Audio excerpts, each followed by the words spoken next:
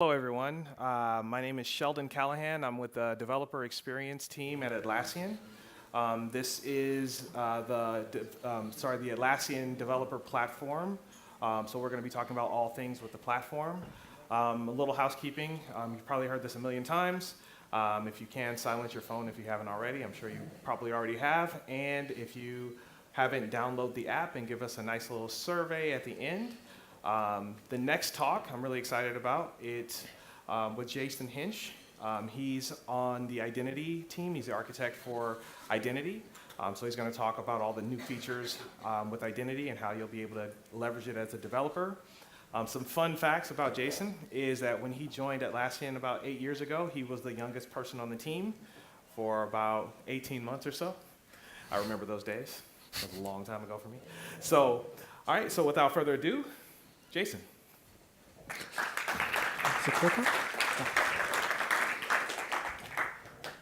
Good afternoon, everyone.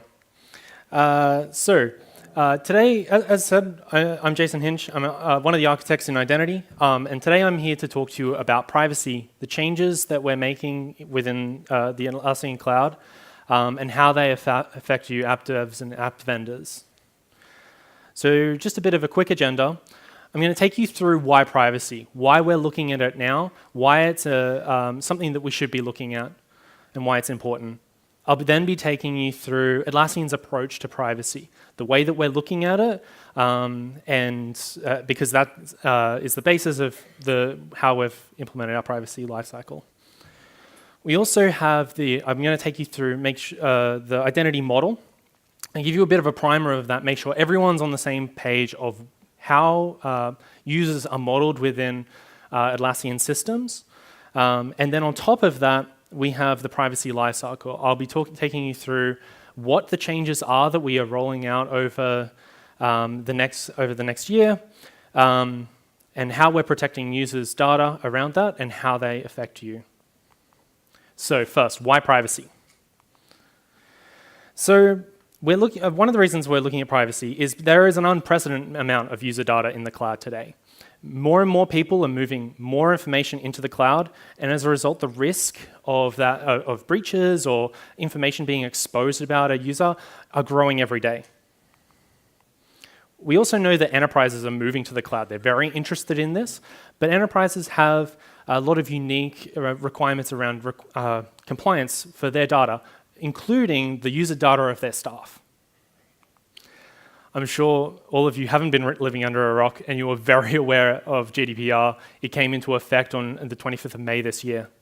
And it changed the regulatory landscape of how cloud providers are required to think about privacy. Now, this regulation didn't just come out of nowhere. Fundamentally, it came because of a change in user expectations. Users are expecting cloud providers to raise the bar on how we are handling personal data, and we need to meet those expectations. That includes you, app developers. So what is Atlassian's approach? We kicked off our GDPR program at the beginning of FY18, and we very quickly realized that this was a large program of work. So we split it into two streams of work. We focused in FY18 on the compliance aspects of that, getting ISO 27K certifications for two of our largest products, Jira and Confluence, and also as well as meeting the compliance requirements of GDPR. What we split out was the in-product experiences, actually making sure that our products had privacy built in by design. So we kicked off the planning process at the same time in FY18, and we're starting the delivery of that in FY19, so with a target of getting out the door by the end of the financial year. As part of this planning process, we looked at how personal data gets exposed in our systems today, in our products today, and how it can become how that can be a problem. So let's just take Alice, for example. Alice creates a Jira ticket and shares that Jira ticket with Bob. Of course, the authorship information, the information on her account is attached to that ticket, and so Bob will be able to access that. In this situation, Bob is a coworker of Alice. Makes sense. However, that ticket remains there and that authorship information remains there. Potentially more people get access to that ticket, and maybe even the project that ticket is in becomes publicly available. And people that Alice didn't expect to have access to her personal data now have access to it. And of course, Alice isn't just using Jira, maybe she's using Bitbucket. And the same thing happens over there. And as Alice creates more and more content on our system, the audience for her personal data grows and grows. More and more people have access to information and know that information that identifies her. This is a problem. It means Alice isn't in control of her personal data. So we went back to that original scenario and we said, well, is the content relevant? Alice is a coworker of Bob. And because of that relationship, she trusted Bob with her personal data. And what we found out was that the content wasn't relevant. What is important is the relationship between two people and the trust that they have in one another. It had nothing to do with the content that was created. At the end of the planning process, as part of the planning process, we came up with what we called our privacy principles. This is us distilling down GDPR into some general principles about how we approach personal data. And privacy. That is trust through transparency. It should be obvious who has access to what information about yourself, and confidence through control. Once I understand who has access to my information, I should be able to control that and tweak it so that it better suits my privacy needs. So, the identity model. Over the last few years, we have rolled out Atlassian account to Jira, Confluence, and Bitbucket. It is our single account system which is used across our products. Previously, each of these products had their own account systems, and Jira and Confluence had accounts that were specific to a site. This had some problems because it meant that we couldn't easily allow a user that was in Jira to naturally just start using Bitbucket with that same account that they had. And they also couldn't use that account across sites. So as part of making sure that, to simplify the user experience and make sure that they can make use of all of our products, we decided to consolidate into a single account system, Atlassian account. Now, as part of that change, there were some changes in the controls that an administrator had over that account. In Jira and Confluence previously, the site administrators had full control of those accounts. And in Bitbucket, they had users were the ones that had full control over their accounts. Administrators didn't control it. And so we looked at this and we said, well, we have to find a middle ground here. So we have two types of accounts. Unmanaged, so that is more the style that Bitbucket previously used. So that is a user is in control of their own account. They manage their own account and the life cycle of the information attached to that. And we have managed accounts, which an organization administrator claims ownership of an account, and they are then responsible for the life cycle of that account. We had to use something other than a site to indicate the control over an account because it had to be applicable to systems, to products which weren't site-based, like Bitbucket. So we based it on a domain claim. So that is an administrator, an org administrator is able to show ownership of a particular email domain using some mechanisms. And then all users under that domain are now under control of that organization. We've just started rolling out this organization concept as part of this change, and we're starting to build on top of it. So the Atlassian Access product that we recently went GA with is built on top of this concept of organizations, and it spans beyond the concept of a site. So when we're thinking about personal data, when we're thinking about privacy, we need to think about the bits of personal data that we have. And when we looked at the account model that we had, or the way that we were storing personal data, we had a number of fields which were stored on the account. So we have personal data like the display name or full name of the user, their email address, their avatar.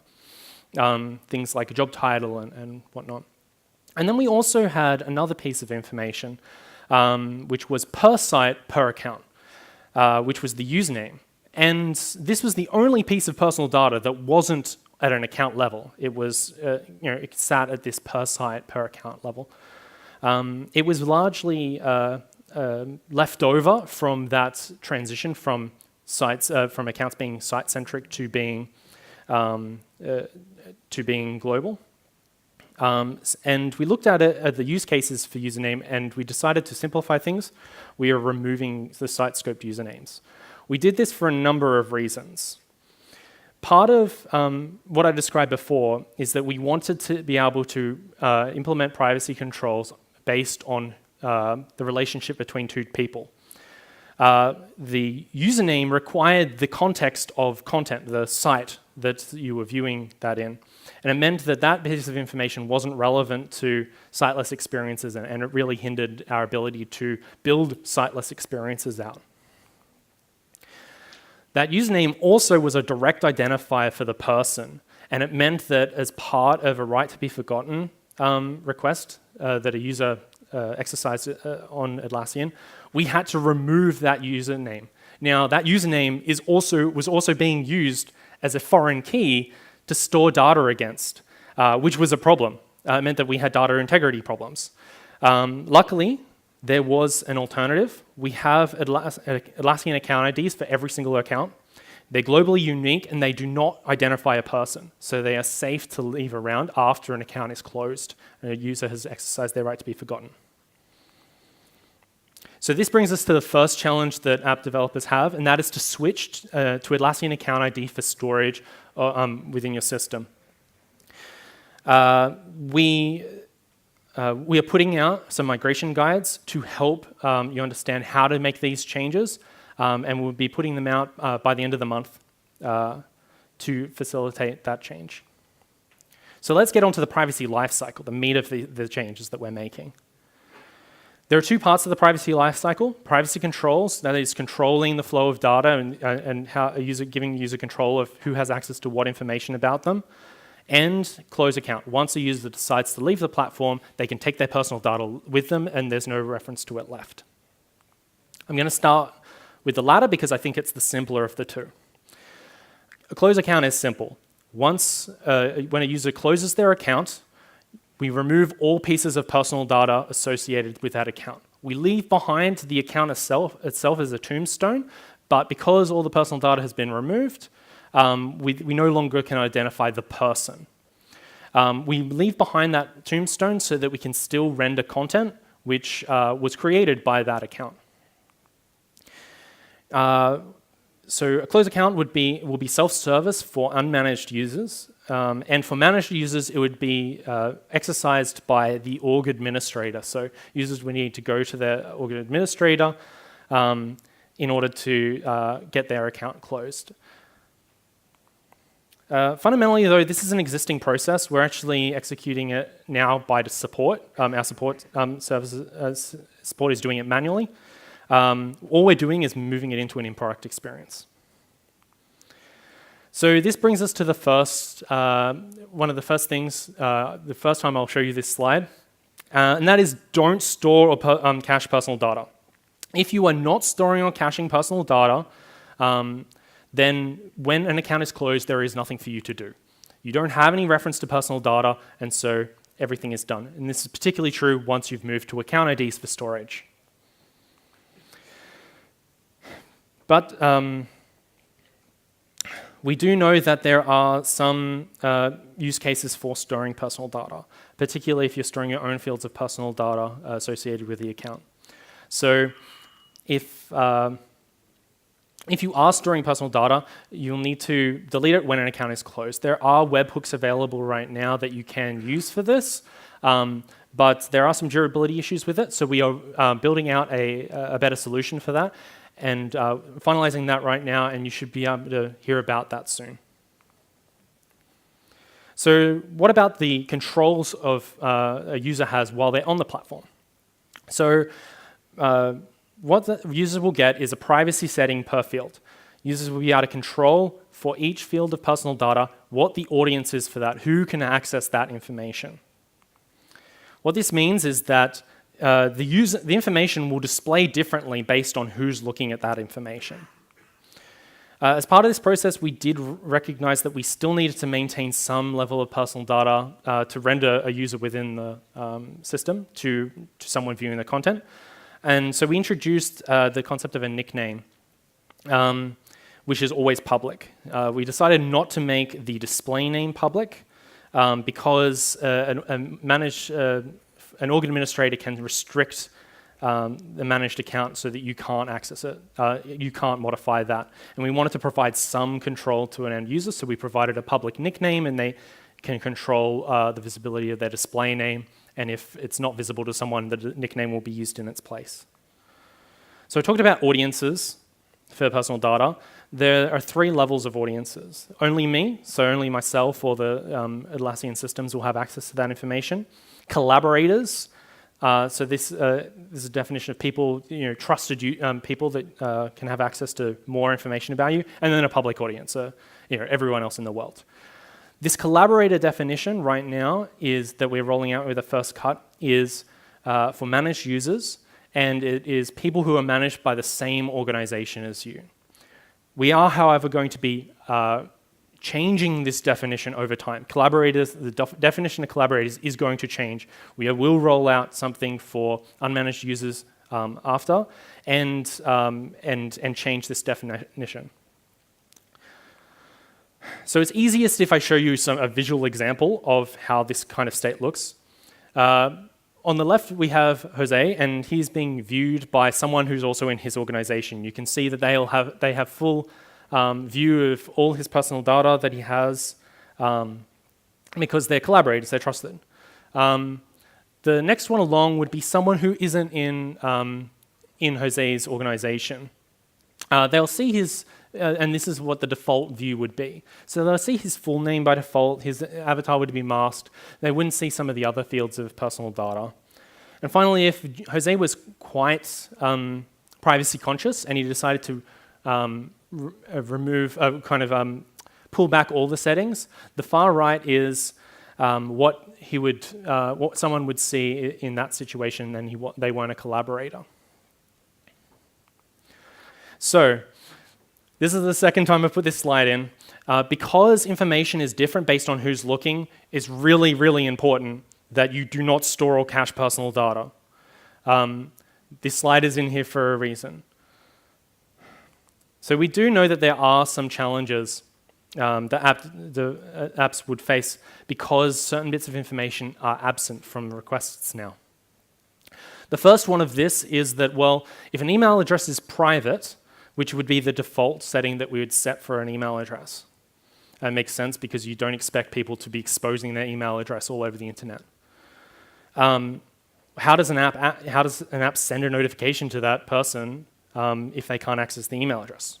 We do have solutions for this. Sorry, this is an old slide. I'm not going to talk about the far right. So 3LO is our suggested solution to this. We are rolling out 3LO as part of, for Jira. We announced that recently. We're actively exploring rolling it out for Confluence. So how does 3LO solve this? Well, a user can give consent to the app to have access to their email address, their private information. At that point, the user has given consent. They're in control of that app having access. There are other options available, though, that we could potentially explore. Atlassian could provide a notification capability. So they could, we could allow for apps to call an API and we'll send an email on their behalf. That way, an app doesn't even have to have access to the email address to begin with. Another problem or thing that may not be apparent to begin with is apps actually displaying information based on who's looking. And that's because there's a level of indirection. Now, if you imagine we've got a Jira UI being rendered, and it has information about the app it has iframes from the app, and it also has in-product experience rendered on the same page. The Jira, say, is on the right, and the authentication that happens to that is based on the current user. So it's able to easily render information based on who's looking. However, when the iframe is rendered, the authentication in the app is based on the user, but the authentication from the app to Jira is authenticating as the app itself. And as a result, that information will only see the public information about the user, whereas the information that's rendered directly by the product will see will get the who's looking information. Yep, so again, this is an old slide. I'm not going to talk about the thing on the right. The one option is to use a client-side, retrieve personal data client-side. So instead of responding from the app getting the information itself, it could just return the IDs, and then on the client side, it pulls the information using the AP request capabilities that you have access to in Connect to join the information. That way it can request the information directly from the product based on who's looking. That's available today. There's also the opportunity that we could potentially look at a PD proxy. So that is just say potentially a GraphQL service, which would enrich the personal data into the responses from the app on the way out. So then the app wouldn't have to have access to that, to the personal data to begin with. I've presented some solutions which are available today, and also which potentially that aren't available but are potentially available in the future. I've gone through some problems that app developers will face as part of these changes, but this is not all of the scenarios that we've come up with. We want to hear your thoughts on these changes. We want to know the challenges that you're facing as app developers in part of implementing these solutions. Fundamentally, this is important for our users so that they have control of their privacy. You have some opportunities to give us feedback. There is a 5-pit session up next that will be talking about privacy and GDPR. There's also the opportunity to book Dev Help Live one-on-one sessions with myself. I give you permission to book as many of them, for people to book as many of them as you can tomorrow with me. I really want to talk to as many people as possible to talk about the changes that we're making and how they affect your apps. Thank you for your time.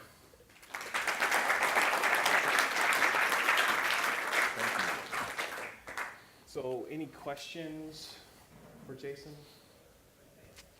Awesome. Well, if you haven't already, please take the survey and let us know how we did, and we appreciate your time. Thank you.